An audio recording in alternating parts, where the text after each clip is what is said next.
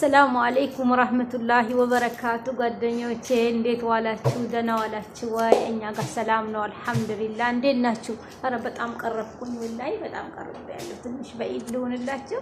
ደህና ናችሁ ወይ? ማንኛውም ይቅርታ ጠይቃለሁ። ወይ ሞባይሌ ሶት የለውም፣ ሶት ድምጽ የለውም። ይቅርታ ጠይቃለሁ። ደህና ናችሁ ወይ? እንዴት ናችሁ? ዛሬ የሆነ ነገር ልንወያይ ነው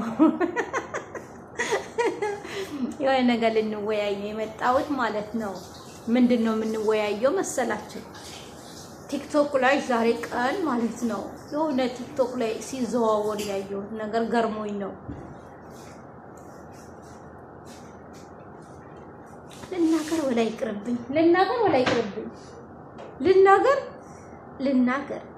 ልናገር ጓደኞቼ ደህና ናችሁ ወይ? ለማንኛውም የማታውቁኝ ፎዚያ እባላለሁ። የምታውቁኝ ደግሞ ታውቁኛላችሁ። ደህና ናችሁ ወይ? ጤና አፍያ፣ ስራ እንዴት ነው? ዩቲዩብስ እንዴት ነው? ሞቅ ሞቅ ያረቃችሁት ነው? ሞቅ ደመቅ ያለ ነው ወላ እንዴት ነው? ሸብረቅ ያለ ነው ወላ ደብሮታል? እኛ ጋር ወላ አልሐምዱሊላህ ሰላም ነው። አገር ቤት ሂጄ እስከምመጣ ድረስ ኢትዮጵያን አሟሟቃችሁልኝ፣ ቀነሳችሁት፣ ጨመራችሁ። እኔ ማፍ እና እንዴት ነው እስቲ ንገሩኝ ጓደኞቼ። እና አንደኔ የምላችሁ ነገር እውነቴን ነው፣ ከምሬ ነው፣ ወላሂ ነው የምላችሁ። እረፍት አገር ቤት ገብታችሁ ነው ከሁለት ዓመት በላይ ዘላችሁ ለመስራት ያሰባችሁ ጓደኞቼ፣ ወላሂ ገብታችሁ ቤተሰብ ዘይራችሁ ነው። ለምን ልትሉኝ ትችላላችሁ? እኔ አሁን ዛሬ ቲክቶክ ላይ ምን አየሁ? ብራችሁ ለምን ሴፍ አታረጉም? ብራችሁ ለምን አትቋጥሩም? ብራችሁ ለምን አታስቀምጡም? ብራችሁ ሲባል ሰማሁ። ወላሂ ኢትዮጵያ ሄዳችሁ ነው እረፍት ብላችሁ ሄዳችሁ ነው። ከሁለት ዓመት በላይ አትስሩ አይደለም ሰው ጨውኩብሽ፣ አትስሩ አይደለም ስሩ። መስራት የመሰለ ነገር የለም። ግን ከሁለት ዓመት ዘላችሁ አትስሩ። ሄዳችሁ ቤተሰብ አይታችሁ ነው። ወላሂ ነው የምላችሁ። አመናችሁ አላመናችሁ እህቶቼ 20 ሺህ ብር አሁን ከባንክ አውጥታችሁት የሆነ ገበያ ላይ በዛው ዞር ብላችሁ ተገባችሁ ስትመለሱ ያቺ 20 ብር አታገኛት። የት ይሄዳል ብትሉኝ ወላሂ የሚገዛው በቃ ሁሉም በሺ ቤት ነው።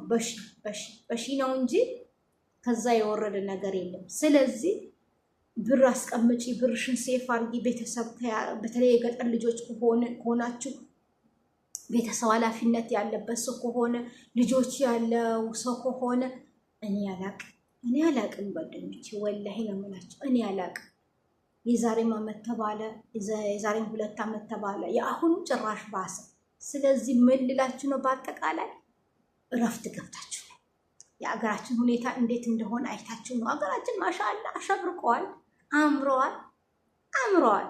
ግን የሚወጣ ወጪ ልነግራችሁ አልችልም። ስለዚህ እንደው በራሴ ትንሽ ላስቀምጥላችሁ። በራሴ ምንድነው ማስቀምጥላችሁ መሰላችሁ?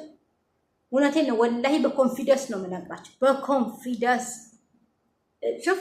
አሁን ምሳሌ የወንድሜ ብር እንደዚህ ያውጣና እከሌ ይሄን ያስጥ፣ እናቴ እንደዚህ ስጥ፣ እህቴ የልጄ እንደዚህ አድርግላት ብዬ ካልኩት ማለት ነው ወላሂ ለሱ የሰጠሁት ብር በባጃጅ ያልቃል።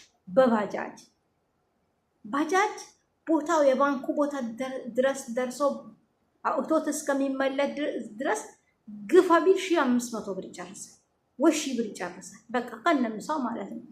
ስለዚህ ጓደኞቼ ኢትዮጵያ ለእረፍት ገብታችሁ ኑና እዛኔ ሴፍ እንዴት እንደሚደረግ እዛኔ ተወያዩ። አታስቀምጡ አይደለም አስቀምጡ፣ አታርጉ አይደለም አርጉ። ስለዚህ ገብታችሁ ብትመጡ ባይነን እና አገራችን በሰላም ያርግልን። አላህ ይጠብቃችሁ ኢንሻአላህ ባላችሁበት። ዋና ከሁሉም በላይ ማለት ነው ሁሉም ይደረስበታል። ለጤናችን ዱአ አድርጉ።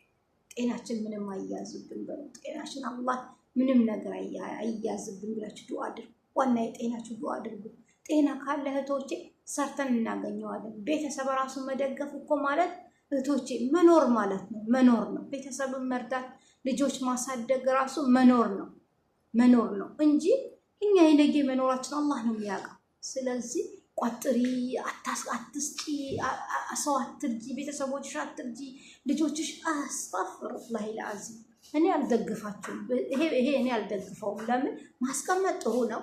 እንደው ባይሆን አሁን ምሳሌ እዚህ ሀገር አንዳንድ ሴቶች 1000 ብር የሚበላ ሰው አለ። ያ 1000 ብር 500 ብር ለራሷ ብታረገው 500 ብር ለወጪ ብታረገው እንደዛ ራሱ ብትገምቱ ጥሩ።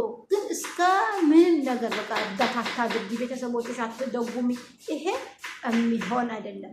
አንዳንድ ሰው ሲወጣ ከአገሩ ራሱ ሲወጣ ማለት ነው ቤተሰቤን ሰው ለማድረግ ቤተሰቦችን ቤት ለመቀየር ቤተሰቦችን ለማስደሰት ብሎ ነው የሚወጣው።